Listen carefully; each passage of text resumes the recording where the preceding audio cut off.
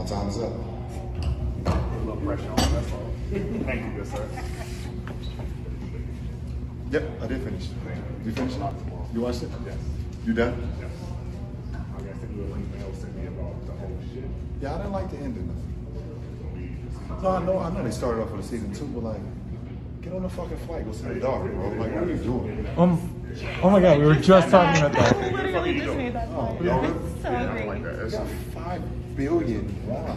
You gonna beat your daughter? Bro, what the fuck? It's not my problem. It's not my problem. You won the I game. won the game. And you went twice. How you gonna beat me? There's somebody else want to get my wife back. He ain't got one like me now. Bro, you don't. Somebody talk. You don't. I need lots of context. What the hell's going on? So have you seen Squid Games? No. Wow. Okay. So you've heard about Squid Games though. Yeah. Okay. So Squid Games right now is killing it. It was #1 in like 83 countries, the most watched Netflix show ever of all time already. They're talking about possibly doing a season 2. And listen, if you haven't watched all of this, this might be a spoiler alert, but I'm going to try to give away as little as possible because that doesn't really give away too much of the information. What happens at the end? There's a player that wins, obviously. The player that wins has a choice at the end of the movie, right? So the premise of the movie is they go into this game. The winner of the game ends up with 456 billion yen, which works out to like billions of dollars, Canadian or US, no matter how you put it, right? So only one person can end up winning this money. And the person that wins it has a choice at the end of the whole series.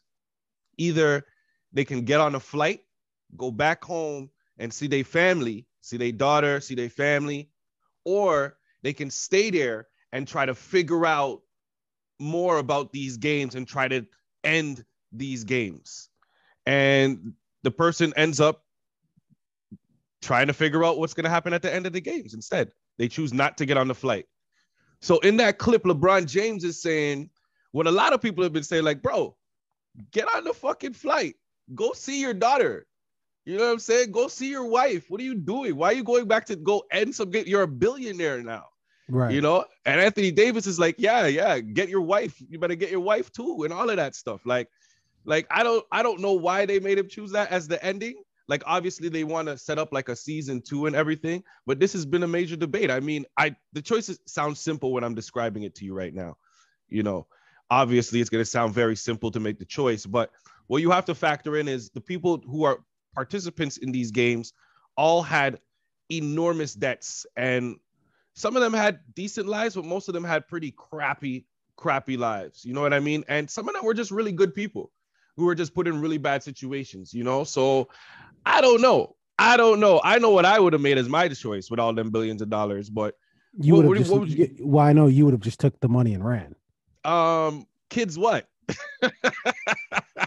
Yeah, no, 100%. I definitely would have just took the money and did my own thing. Everybody, I don't know the premise of the movie, the show, whatever it is, but I'm assuming if there's any large risk factor on the participants' end as far as death or injury, everybody signing up to play this game is taking the exact same risk. So if I took this risk, death or injury, and then I come out the victor, yeah, I'm going to take my money and go.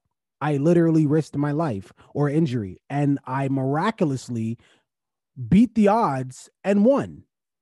I'm going to take my money and go. It's like if you're in a gunfight and you get out of that shit, are you just amped up to jump into a next gunfight? No, you're happy you survived. Take a break, my nigga. Take a break. You know what I mean? Slow down. Exactly.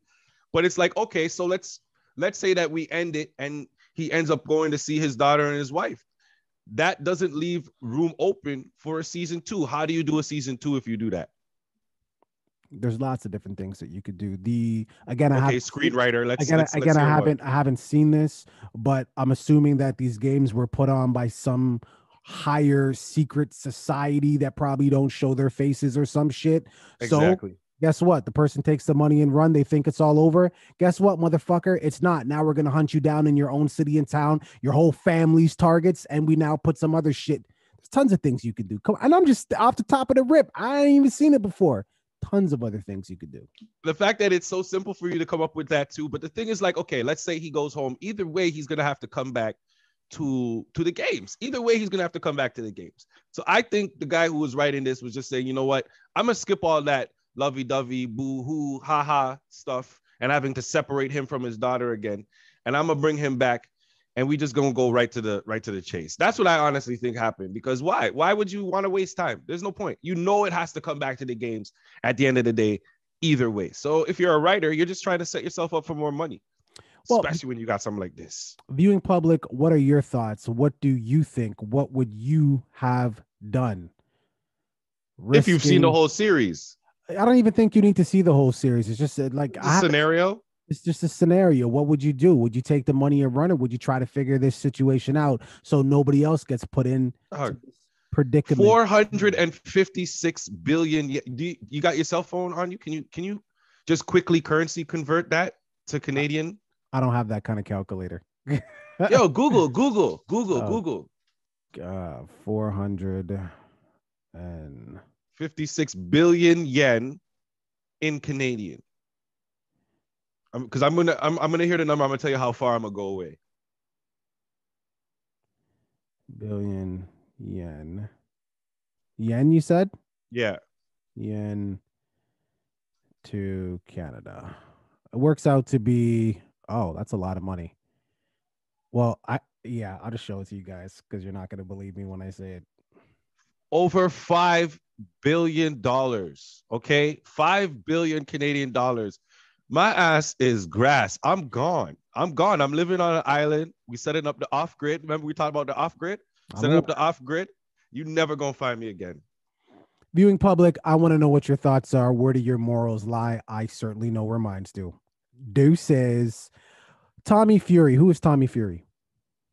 Okay, so a fight went down recently this weekend between Deontay Wilder and Tyson Fury. Tyson Fury obviously ended up winning that fight, 11th round, knockout, and is world heavyweight champion. For those who don't know, Tyson Fury has a younger brother. His name is Tommy Fury, and Tommy Fury is also a professional boxer. He's had about, I think, 7 fights now or something like that, and he's ended up winning all of them. The last one was by unanimous decision. Jake Paul challenged him, pretty much. Tommy Fury said, let's do it. That's pretty much what's going on. Hold on for a second. Tommy Fury said, and I quote, "You're leaving on a stretcher. You're getting knocked spark out, and you know it. Get it over to me now." So he's referring to the contract. So not just gonna win, leaving on a stretcher. Sorry, go ahead. Yeah. I don't know if you have the stipulations of what they put in the actual contract there in front of you as well. I do. So according to the contract, Jake posted, Fury would legally have to change his name to, I quote, Tommy Fumbles if he loses, which is a nod to the nickname Paul and his fan base have been calling him after he fumbled the bag for turning down $1 million. Now, if Tommy wins, he would get an extra 500 bands in his pocket. So, I think that the Logan Paul, Jake Paul, these guys are great. These guys are doing what Don King does. The only difference is they actually fight. Don King could fighters themselves. Yeah. Don King could sell a fight. These guys always put a little extra spice in it. Who says this? You gotta get a tattoo of me on your body. You gotta legally. Who does this? People could say whatever they want, and yes, I do want to see the nigga get knocked out. One of the Logan brothers, whichever one of them, I do want to see him get knocked out. But say what you want to say. They know how to sell a fight. Sorry. Hey, listen. As much as I don't like these brothers, they're not the greatest boxers in the world. But right now, them two, one of the two highest paid boxers in the world right now. For when they fight, fights. There's nobody making money like these guys are really making money. So, first of all, I don't think Tommy Fury fumbled any bag, because if you offer me just a simple $1 million and I know that I am the first actual legit boxer that you're going to be fighting, this fight has more weight on it than any of the other fights that you had before. I'm definitely going to ask you for more money than just $1 million, just off that like that. That's not going to work out for me. So I don't think he fumbled any type of bag here. But the real thing that's got to be discussed here is the biggest thing against Jake is that so far he hasn't fought any boxers. You know, last time he fought Tyron Woodley, and everybody said, okay, so if he wins this one, he's established now. Then he ended up winning, and people are like, oh, well, you know, that's a UFC fighter. That's not really a boxer. He doesn't really count. So this is the first time he's going to end up fighting a boxer. My question to you is this. If he ends up beating this Tommy Fury, who is a professional boxer, do we then have to call Jake Paul a legitimate? Is he now officially a professional boxer in your eyes? Or is he still a YouTuber? I've already called him that. Oh, well, you're okay. So then yes, the answer is yes. Okay, well, premature, Paulie. I'm gonna have to disagree with him already being a professional boxer. There's a difference between a paycheck and actual skills involved. He hasn't fought any actual boxers yet. Like, that was their life. That's what they train for. And until you fight somebody in that one, you're still an amateur. That's what amateurs fight. You fight the guy who works nights at the gas station and then trains during the day. You fight Joe Blow, who's trying to build up his career, you know, who works in the gym with his buddy, and they just like boxing and they want to punch somebody in the face. Those are who you fight when you're amateurs. So when he comes to fight Tommy Fury, I hope Tommy Fury knocks him the beep out. But you know what? If Jake Paul does end up knocking him out, I think it's going to be hard to say that he doesn't at least have some professional skills. He beat a professional boxer. I mean, it's going to be hard to fight that. But a lot of people still going to look at him as a YouTuber. Let's be real about it. Well, YouTuber or not, boxer or not, professionally, like I said, and I'll stand on it, the nigga can sell a fight. So I don't know what you want me to say about that. And personally, I don't think he should really give a shit if people, or maybe he does, if people say that he's a professional boxer or not. He's getting the bag and he's also winning. So if you don't like it, don't watch the fight. But guess what? You're going to watch it because he knows how to sell it. Viewing public, what are your thoughts here? And by the way, I want to say this. I really do hope that Tommy nigga fucks him up. Like when he says, I want to put you on a stretcher, I genuinely hope that's what happens. I know you didn't see the Deontay Wilder and Tyson Fury fight, but just watch his brother fight. Just watch his brother fight. Like Tommy's not as good as his brother, but they are brothers. And that's the other thing too. He's got that pressure, right? He's got blood that's in the same industry. Bro, I just want to see a nigga really get. I don't want him to die. I just want him to rethink his career moves. Like this might not be like the right lane for me. But levels, like levels to this shit, man. These people train in technique and stance and balance in a different way. Not that Jake Paul hasn't, but there's a difference between your whole life and then the last 2-3 years. There's a difference. Hey man, leave it in the comments. Don't forget to like and subscribe. Who do you got in this one? Doses.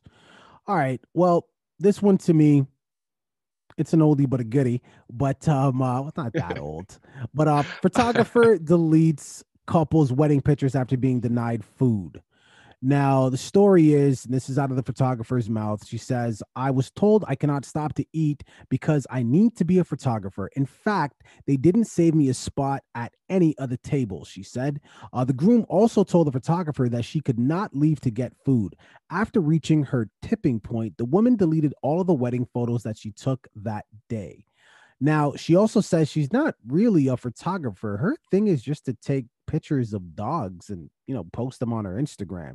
And she was doing this couple a solid. So I have to assume that she knows who they are on a personal level. Now, apparently she said that she'd been working for 6 hours straight, like I mentioned, as a favor for a flat rate of $250. That's bro. How much was your photographer? Our photographer in the DR, we paid American, cost $600. And that was somebody in the Dominican Republic already. Yeah, and guess what? But so that's like a lower fee. But hold up, the photographer literally worked for 30 minutes. That was for 30 minutes. Yeah, she took pictures of us walking down. She took pictures of us kissing, and then some. Okay, I'm stretching. We'll call it an hour. Walking down the aisle, pictures of us at the altar, family pictures. That's it. $600 American. Yo, if you got any friends that need pictures of the wedding taken for an hour, just holla at me, please. So I guess what I'm trying to say here, just to kind of bring it back to this particular story, look, you can't delete photos from somebody's wedding. I don't What? give a shit. Hold on for a second. I don't give a shit how they treat you. I don't give a shit what they did. You can't do that because these are moments that you actually can never, ever, ever get back. Yes, of course, we're in the age of camera phones. I'm sure there's a million other photos, right? But this is a air quote professional photographer that you hired for a reason. So you cannot do that. At the same time, I'm feeding my photographer. Take breaks.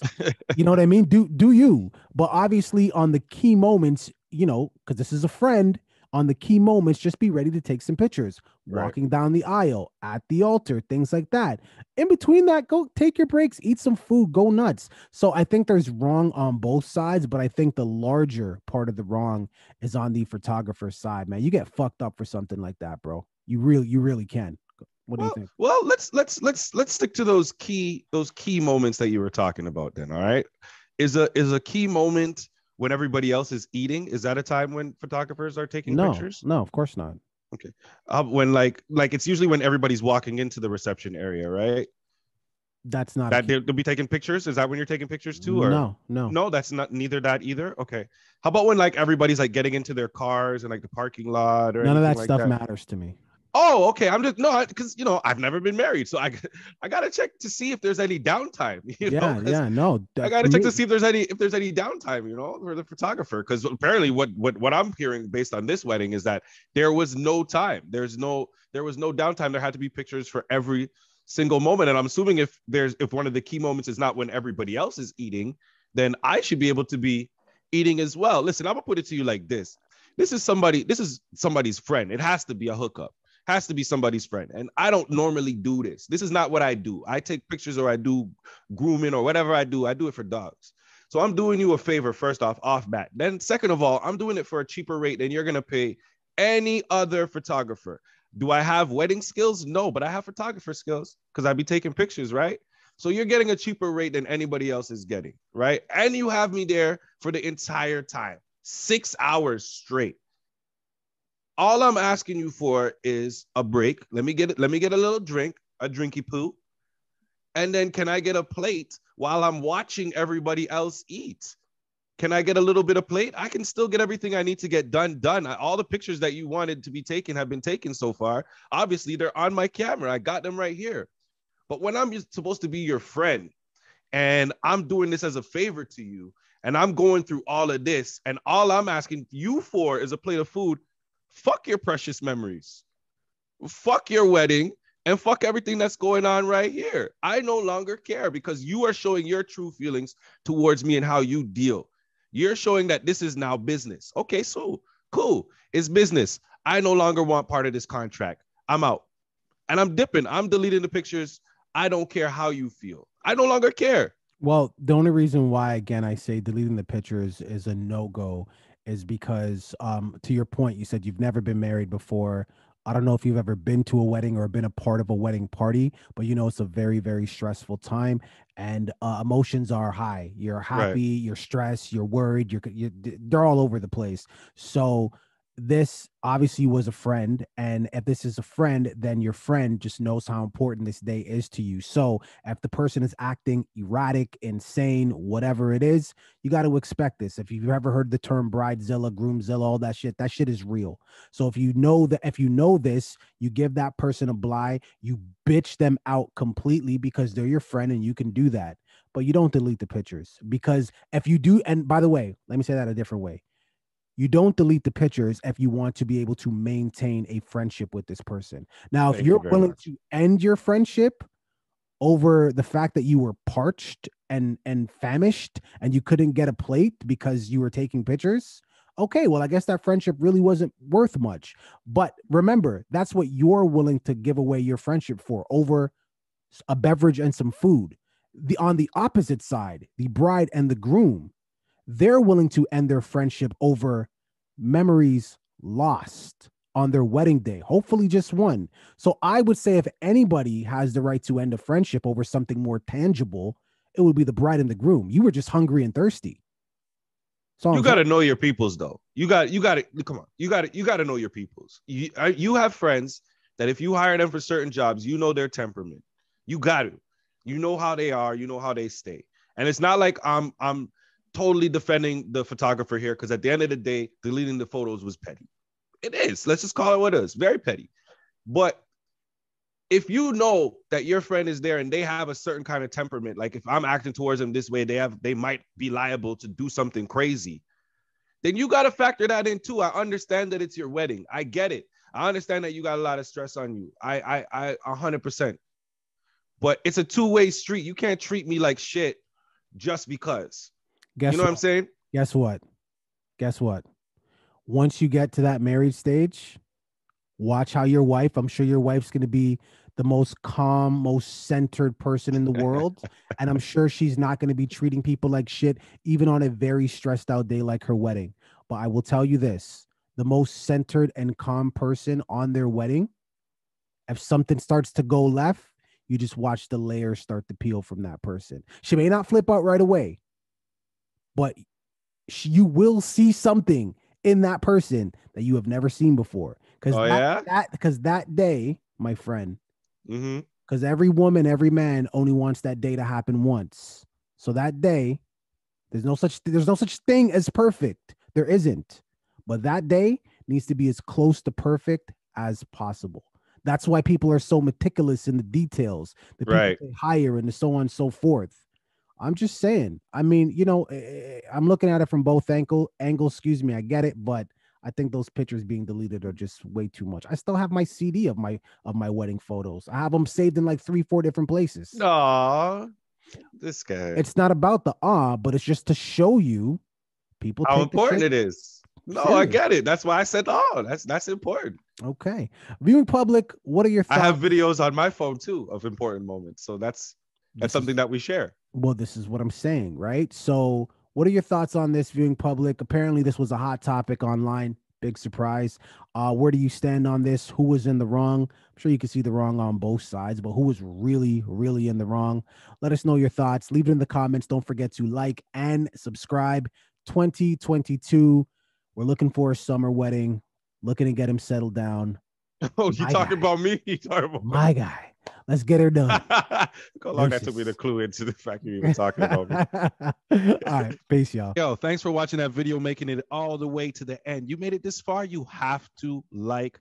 Please subscribe and comment on the video as well. Join the conversation. Absolutely. We finally hit our goal of 500 subscribers. Yes, we are trying to get to 1,000. And we can only do that with your help. You can start by watching that next video. You see that tiny little icon? Click on that icon, rinse and repeat. Deuces. Deuce.